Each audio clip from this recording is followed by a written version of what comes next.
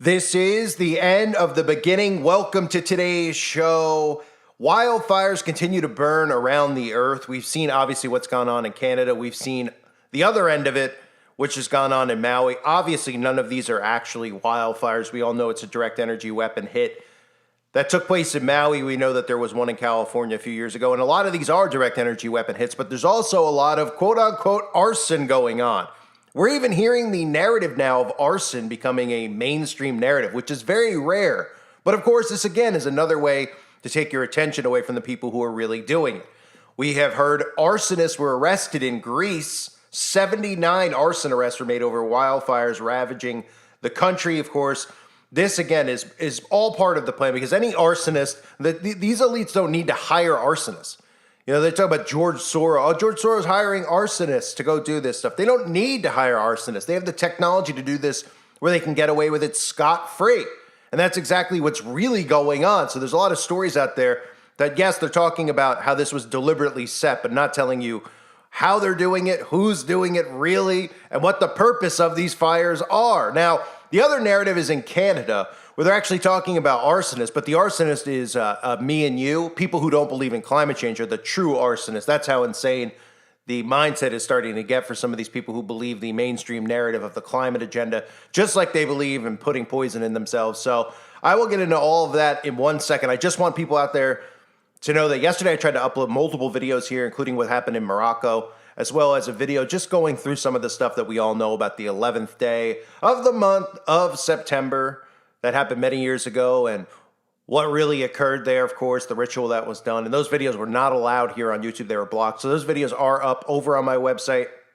And again, I highly recommend you join the website for uncensored exclusive content, because we know with the act and the bill that they just passed over in the UK that they're going to start pushing more and more of these laws and restrictions for big tech to do more things. And obviously, over the years, I've fought against this, but at some point, they're just going to completely just remove people and things, and even arrest people for talking about this stuff on social media websites like YouTube. Eventually, it will hit places like my website, but not for the time being. So the website is completely protected for the time being. So I highly recommend people join the website. It's $2.99 a month. It's troll-free. It's ad-free. Keeps the website running smoothly. It also helps me to send you guys email blasts and updates, which cost a lot of money to do all the time to send these out. And of course, it's really about you guys in the forum sharing stuff. Even today, like there's a lot of stuff that people can share with one another. There's a lot of great articles. There's a lot of great other channels that people share from Rumble and BitChute, etc. Things that they've seen, just stuff that they want to talk about. And then even like things like this, which I love about the website too. Like people are at the grocery store, showing me stuff and showing everybody stuff that they're seeing right in front of their faces at their local store. Like this was a post on the website where you could see Witches magazine at the checkout stand of a grocery store. I mean, this is how unreal it's getting. Now, would I ever see that? No, I would never have seen that if somebody didn't share it. But it just goes to show you we could all share this type of stuff, and you could become more and more aware of that. These things are really going on. These aren't things that are being created in our own minds. We could see the evidence of this stuff when there's things like Witches magazine. I mean, it used to be like, hey, there's a magazine. Hey, you want to read Sports Illustrated? You like sports? Hey, a lady, you want to read a housing magazine on home decor? Oh, no, there's Witches magazine. Learn how to spellcast and soccer. You know what else? I won't say the words because I don't want to trigger the algorithm, but it's great stuff all over the website, from things like that to things like everything going on with the 1-9er, etc. And of course, you should become very aware of the stuff that is going on with that. So again, join the website if you haven't. It's uprisingrevival.com. That's uprisingrevival.com. The links are below for those of you who want to check it out. I highly recommend that you do. So back to this story about all of the arson situations that they're claiming going on. What people don't realize is that they don't need to hire, they give you this vision in your head, like there's an arsonist, right? So everybody thinks what, like some guy is just running into the woods with a match, him and his friends, or just starting forest fires. The government strategically can do this stuff. Number one, they dump accelerant all over these forests, undetained. Nobody sees this ever happening. They probably, most of the time, do it in the night. Right? They go up there, they fight, and people are like, oh, how do they do that? Well, here are ways that they can dump accelerant. Of course, they'll tell you that the thing they're dumping is to prevent forest fires in case anybody catches. They go, hey, no, this is to prevent fires. We dump this thing on here to prevent it. Of course. Yeah. This is how they can dump accelerant all over the forests, all over the world. At least 5 large wildfires are burning in California, and the worst part of the fire season is actually just beginning, with red flag warnings posted across the state. Tonight, Chris Martinez takes us aboard California's top weapon for battling its biggest fires. Firefighters battling California's largest wildfires call this their big gun. When you're up there trying to save lives and property, it's pretty intense. R.K. Smithley is the pilot of a DC-10 passenger aircraft that's been transformed into a powerful weapon against flames. Somebody that was very, very smart, way smarter than me, decided, let's put 3 tanks on a DC-10. Together, those tanks carry more than 11,000 gallons of fire retardant, about 9 times more than any other plane in the fleet. All 3 tanks can be rapidly refilled. 12 to 15 minutes, these babies are full and we're going. What makes this plane unique isn't just its payload, but also how it's flown, making fighter-style turns just 250 feet above the ground. You don't expect that out of an aircraft like this. No, we fly this in some amazingly tight spaces. Spaces firefighters often can't reach from the ground. Without that air support, we'd see a lot bigger fires. We'd see a lot more rapid growth. We'd see fires lasting longer, consuming more ground resources. Smithley says he knows how critical his job is. People on the ground are relying on us doing it right. That's what it's about, right there. That thought is top of mind, he says, every time he makes a drop. Chris Martinez, CBS News, Sacramento. So then they do that, right? And people will never know. How are people going to know? Right? Are people going to smell it? They probably don't even have a scent, some of the stuff that they douse everything with. Of course, we know that there's a lot of accelerant in the chemtrails anyway, which we see overhead. We know the soft metals, okay, that they're dumping on us day in and day out. So you could combine the two of those things where you have your accelerant for people out there who are like, have this vision that people are running into the woods with gasoline tanks and dumping them on the bottom of trees. And you know what I mean? They are getting the entire tree doused in this stuff, from chemtrails to what you just saw. And of course, they don't need the boogeyman to go up there. They want you to think it's just some scumbag guy why would the guy go and start these fires? What would the motive be? Just like with all the events that happen at schools, all these events where people go bang, bang with something in their hands. There's no motive ever for any of these events. They try to create one because they tell us that these people have manifestos and they hate people of certain skin color, all made up, of course. No motive ever needed. So apparently all these people, like in Greece, 79 people just decided that they wanted to do it because they didn't like Greece anymore. Or the people in Canada just decided to do it because they don't like the color of trees, or whatever reasoning. They're willing to put their entire lives in jeopardy to go to jail for something like this. Of course, that's not what's going on because they want you to look in the wrong direction. When we know the government is obviously dousing all of these fires, they're clearing out this area. They're probably going to put smart cities, and if not smart cities, they're going to put FEMA entrapment camps, or they're going to call them wonderful FEMA cities, which I'll get into more detail about later in a separate video. But this is a way that they can easily do it, right? We know that they can use drones. And what can the drones do? They can spit fire. And they can start these fires very easily and undetectable, because who's going to see these things? And of course, they want you to think that this would never, ever happen, but clearly it can happen.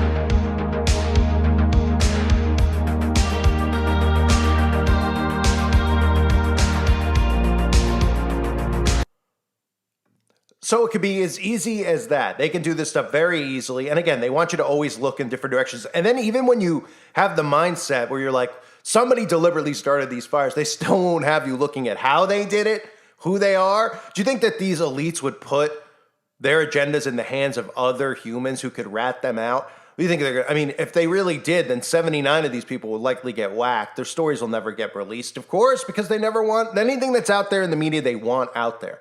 So then you see a lot of these messages out there like this one from the National Interagency Fire Center. There have been 14 reported drone intrusions over wildfires. So people are spotting drones all around these wildfires.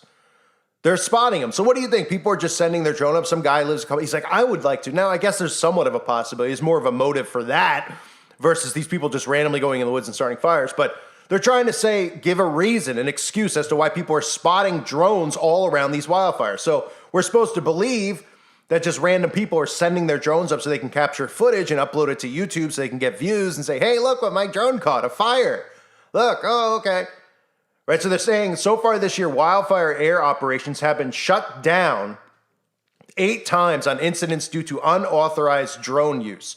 Please steer clear of wildfires. So in the event that this is anybody who's naturally putting a drone up, because there is a small possibility of that, of course, somebody might just want to see what's going on, how close the fire to their house, etc. Okay, well, they don't want you to fire your drone up into the air because they might see their drones out there firing at it. So this is one of their concerns, of course. While there's a do you think this would be a concern? I mean, if you're actually working on the fire department or any of these agencies that are supposed to put the fire out, would your concern be, hey, somebody's drone, Joe Blow's drone is flying ahead here. Oh, we better put in we got to shoot it down. We don't want them to get footage of this. Well, why would you not want them to get footage of it? Who would actually care? It would just be no different than when they have helicopters flying above. Oh, because they only are allowing helicopters to fly above and film when they're letting them fly above where they know that there's no drones in sight, where they can see them setting ablaze the forest, right? So they don't even give you an excuse as to why. They just say, hey, wildfire air operations have been shut down 8 times because of incidents of unauthorized drone routes. So they're more concerned about unauthorized drones flying above, filming what's going on, compared to their authorized drones, which are torching the wooded areas. And again, this is all strategically done. They have a lot of these places picked deliberately, and I'm going to cover that stuff more on the website in regards to places like Morocco. Because a lot of these places, people go, well, why would they take out Morocco? Well, number one, they want to take out places that have resources there so that they can come in, take over the land, and then any resource there that might make people capable of, surviving on their own away from where they want them pushed into, which is their FEMA entrapment camps. Somewhere like Morocco has a lot of phosphate. Phosphate obviously used for fertilizer. Fertilizer is a thing we've seen over the last couple of years. I've covered many times with the trains, et cetera. There's shortages on fertilizer, just like there's shortages on baby formula, all these things, right? They want to take control of all these resources and make sure that nobody has these so that they're forced into dependency on the government. So a lot of these areas are picked strategically. Obviously, places like where the wildfires are starting, specifically out in Canada, we know they're probably going to be building massive entrapment camps up there to herd the citizens in the United States all up into there, right?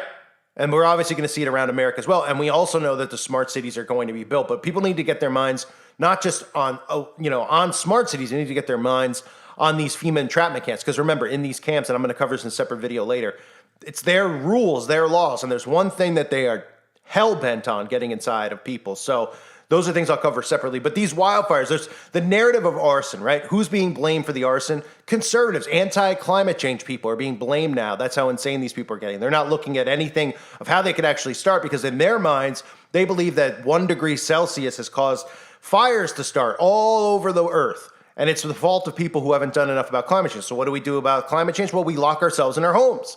We give up all of our independent rights as humans to the government, who is going to look over us and make sure that we're all following climate rules so we can all live in harmony, right? While they're flying around on private jets, eating meat, not just, cow meat, human meat, et cetera, et cetera, et cetera. So people's minds are obviously enslaved, and they are not obviously thinking. But those of us who are thinking, we need to make people aware of what's going on so they can see these things. If people realize the technology that they had, then they would, these people have, then they might be able to start saying, what do we actually have this technology to do?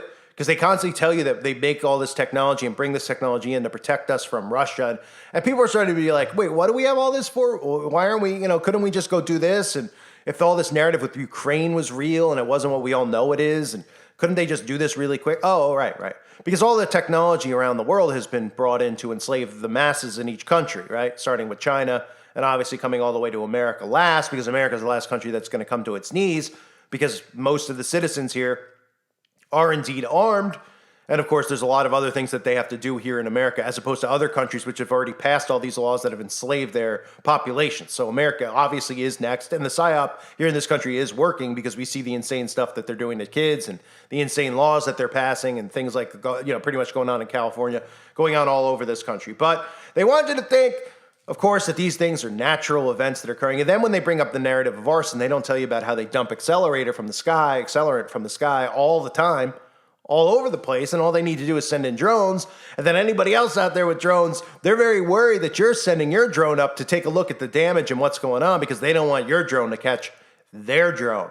And of course, all these arsonists, they're boogeymen. They're always going to be boogeymen, because you're never going to find out who's really behind it unless you actually critically think and use your brain and actually listen to the words that these people who constantly show up in front of the climate agenda, in front of the outbreak, right? The Bill Gateses of the world, they constantly pop up in front of and have their name and their companies and their foundations all mixed in with all the things going on, causing all the chaos.